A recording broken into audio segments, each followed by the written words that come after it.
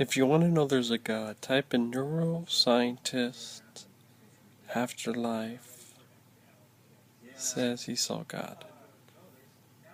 He was atheist neuroscientist. He said he saw God when he died. And he had a chance. Yeah, even actually God led him to heaven. He was going to go to hell, but he asked God.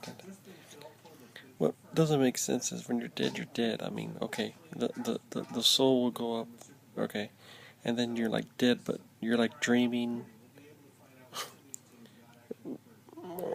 or brought back to life, but so basically you're dead, but you're having a dream that just never ends, and then all you do is see a light. I think that's why I describe it, just like a light, a figure, a shadow of a light, and then he said he led him into heaven.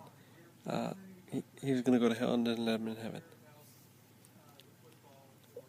That's what he said. You can type it in. It says neuroscientist afterlife, atheist neuroscientist afterlife says there's a God or something. So type that in. I guess that's the only evidence, but then again, somebody's personal experience. Obviously, the most evidence would be if the Messiah came down around the world, and obviously, that would make everybody a believer. Now, I mean, I don't know if this guy, maybe he was on drugs. I mean, in the afterlife, I mean, in the hospital, there was some problems with this issue because one of the stories said that the person was drugged, like in a coma or whatever. And then when he described, the nurse said it didn't happen. So there's some conflicting things to this story. Even though I think he's got a book.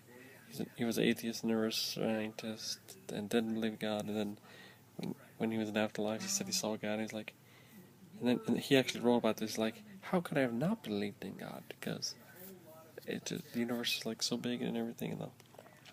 But once again, stuff he said, he described. The nurse said, it says a different story, So once again, there's a conflicting story to this. Like he said, he was in a coma, and the nurse says he wasn't, or something like that.